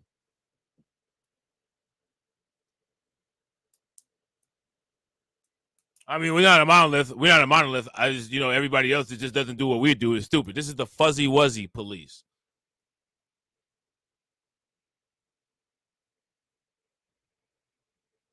This is the fuzzy wuzzy flambeau police. Would you guys agree? If you guys agree, give me a thumbs up. If you guys disagree, give me a thumbs down. Sergeant Stiletto. Talking about you know, how he feels that he believes that Kamala Harris can be the next president. You said something the other day, Charlamagne, that wasn't saying you don't think Trump can win, wasn't saying you don't think any of that. It was you don't think Trump wants to be president anymore. I just want to play it. Mm-hmm. Here it is. He does not want to be the Republican nominee no more. He is hoping that Republicans do him the way the Democrats did Biden. He wants to be put out of his misery. You can hear it in his voice. Now, I want to ask you guys this question. Since Charlamagne has been brought up by CNN, the propaganda wing, the Ministry of Truth, of the Black Monolith Enforcement Wing of the United States. My question for you guys is, do you agree with Charlemagne's assessment? If you guys agree with that, give me a thumbs up. If you guys disagree, give me a thumbs down.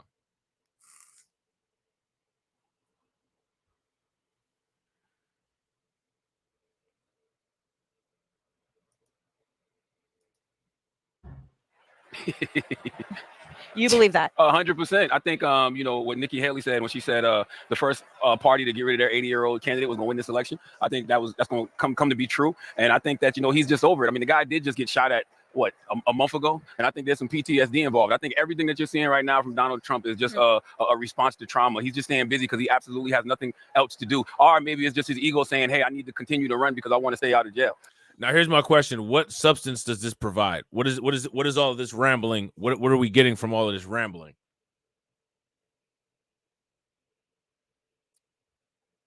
And what facts are these statements based in? What is this? At this point, Charlemagne is paid to have non-creative, I guess, lukewarm, working their way towards hot takes that don't really make any sense. Can you imagine reading an entire book of this nonsense? Who'd be able to stand it? But I don't think he wants to be the nominee in any way, shape, or form. Do you think that too? And do you think it goes back Shout out to to that Michael moment R. when he was What's shot good at? with it, bro? I don't think that part. I do think that he is running to stay out of jail. I think the Trump family saw quite a boost, even economically, from his presidency. And I think Donald Trump would do anything to stay out of jail. He has a bunch of folks who follow him.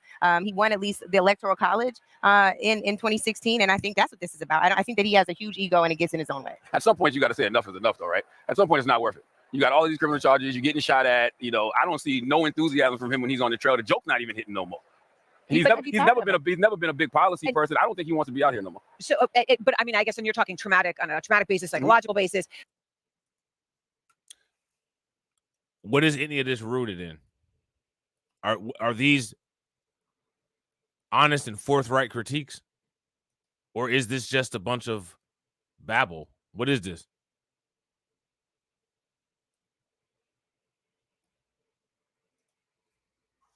What is this, guys? Let me know. Does this sound like somebody who thought what they're saying through?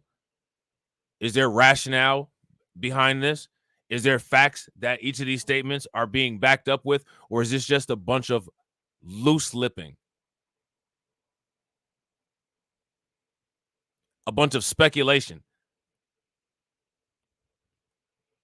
This is a bunch of run-on sentences and mama boy babble. If you guys agree, give me a thumbs up. If you guys disagree, give me a thumbs down. How about some opinions that are actually rooted in facts and not an opinion?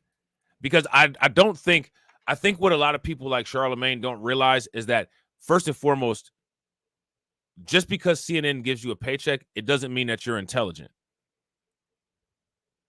In most cases, in whatever room, in whatever given room Charlemagne is, he is never the biggest brain in a room, ever. I can guarantee you that, unless he's been in a room full of animals or a room full of ants, he's never been the biggest brain in a room. So the same way Kamala Harris is a construction of a candidate, Charlemagne the God is the construction of a critical thinker, which is why your sarcasm doesn't hit. Sarcasm doesn't hit with Charlemagne.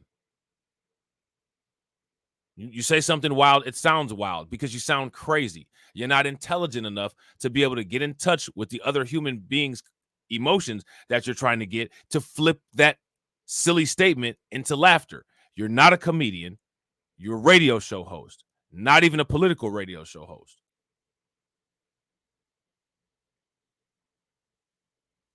And even in giving opinions, it is very possible for you to give an opinion that is rooted in some type of reality and rooted in some type of fact. He's failing miserably at doing that. You know what I'm saying? But Charlamagne, what about the jail issue? I mean, if he loses, never mind pardons and whether Biden pardons him the way out. I mean, just say all that actually happens. You still have state charges that could result in a really long time in jail. I don't think we'll ever see Donald Trump in a jail cell. He's a white man in America who was a former president. There's a different level of privilege with that. I don't think jail is actually an issue. I don't think we'll ever see Donald Trump in a jail. Michelle Obama talked about that. That's the real affirmative action, the kind that lets you fail forward. Absolutely. So she did talk. We've never even seen him in handcuffs. With all those criminal charges, we've never seen him in handcuffs. Just One a mugshot. Like, That's it. no, like that. I know people say that, like, oh, he's running because he wants to stay out of prison. Donald Trump is not going to prison. So I'm sticking to what I'm saying. I don't think Donald Trump wants to be. I don't think he wants to be running for president right now. Definitely hasn't been sentenced yet. Okay, you mentioned Michelle Obama and what she said. Now she talked about. He had said, talked about black jobs, right? At the convention a couple weeks ago. So she made a comment about that last night, which was very well received in the room that we're sitting in here now. Let me just play her. Who's going to tell him? Who's going to tell him that the job he's currently seeking might just be one of those black jobs? The best was the face after, because we know what that means. And yeah, I think that what do it mean? That you've successfully gaslit somebody? What does that face mean?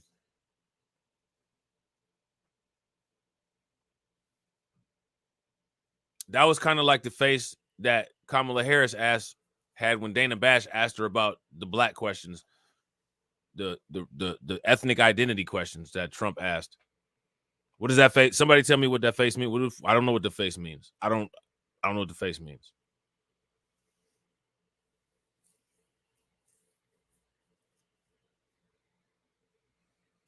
You know what I mean? Reality of it is this has been a black job only once before, and it's about to be a black job again. And the reality of it is, if Donald Trump was anybody else, even in the Republican Party, he would not be where he was. Round of applause to Michelle Obama too. A fantastic speech. The audacity of President Obama to go after her. He should have been open for Michelle Obama. I agree with that. Yes. That's interesting. All right. So can I ask you about RFK Jr.? I don't know if you just heard this, but we've just confirmed that he is going to get out on Friday, and that there's a discussion as to whether he will at that time formally endorse Trump. All right. So when you look at this, does that make a difference?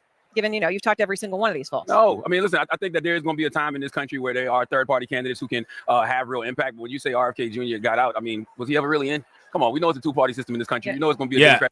See, and this is where yes, I don't know if anybody's aware of this, but RFK had the most successful third-party run in a very long time. If I'm not mistaken, he had the most successful third-party run since maybe Ross Perot. Charlamagne the God, who's not a political analyst, who's been called by CNN to analyze politics, said it doesn't matter. Now, we saw the articles from Newsweek where the articles from Newsweek literally said that the RFK support going to Trump in swing states matters. But this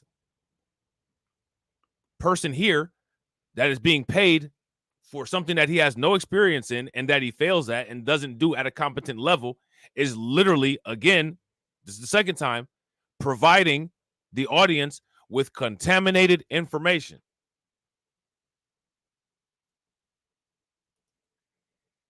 Food for thought.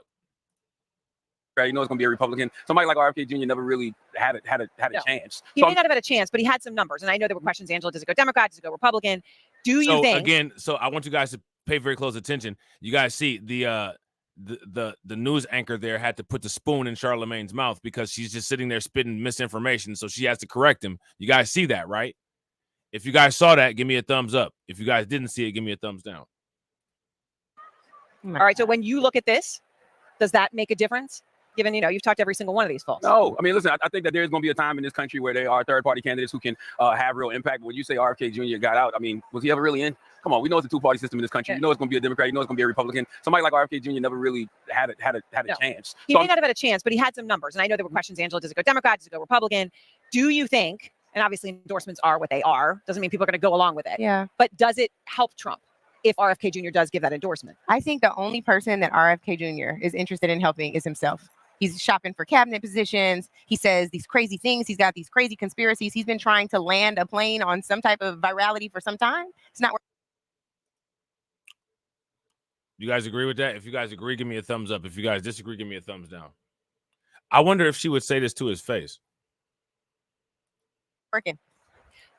Charlamagne, you've interviewed Kamala Harris. Yep, 2 times. All right. And, everybody's come on your radio show. Everybody has to come on your radio show.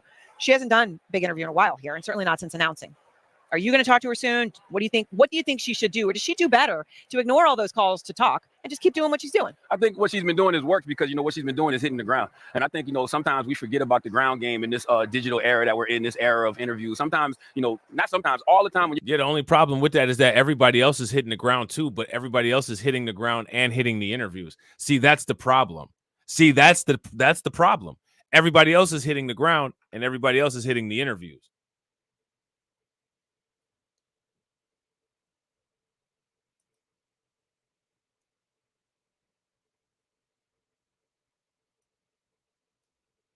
If you guys agree, give me a thumbs up. If y'all disagree, give me a thumbs down.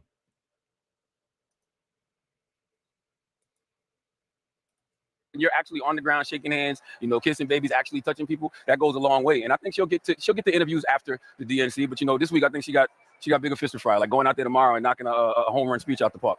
The one thing on this I think is so important is folks are spending a lot of time talking about what she's doing on the camera. Mm-hmm. There's also a behind the camera side. And I think one thing that's very consistent about Kamala Harris is you can best believe she's having conversations. She's going to have them on air and she's certainly having them off air. And there's no gap between those two. All right. Well, it's great to see both of you in person us. and together.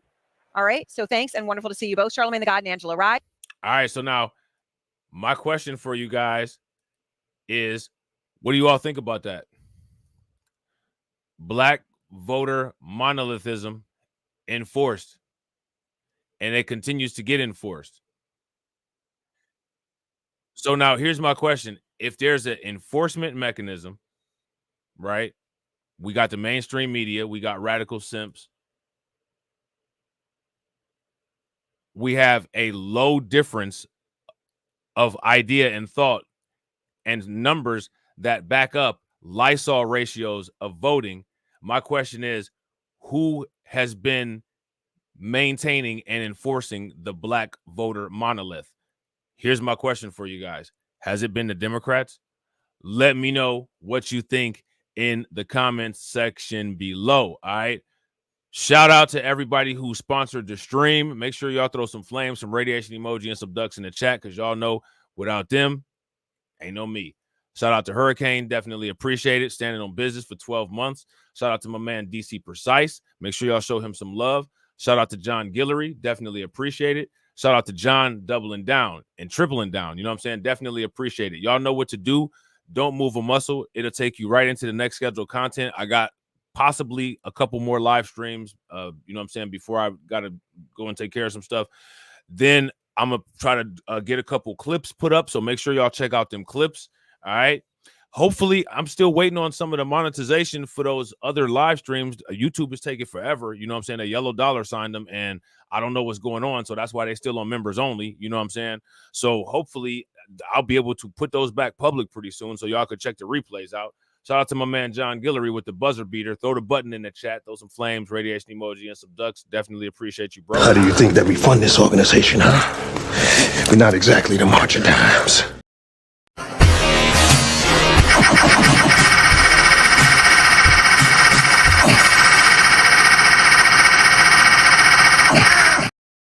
Cash rules everything around me. Queen, get the money. Dollar, dollar bill, yo.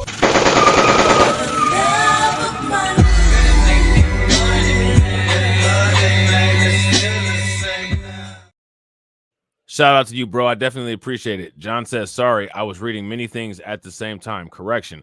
Blacks, 30.8 million eligible voters, 20 million registered voters, and 13 million vote, 10% of vote casted, and 11.8 million Hispanics, 9.7%, 31 million eligible, 18 million registered. All right. Good information. Make sure that you guys are a part of the Discord so that you can go and check out that census report that John was so kind as to put in there. So make sure you got your notifications hit. Make sure you smash the like button. If you watch it on the replay, hashtag replay gang. And as always, ladies and gentlemen,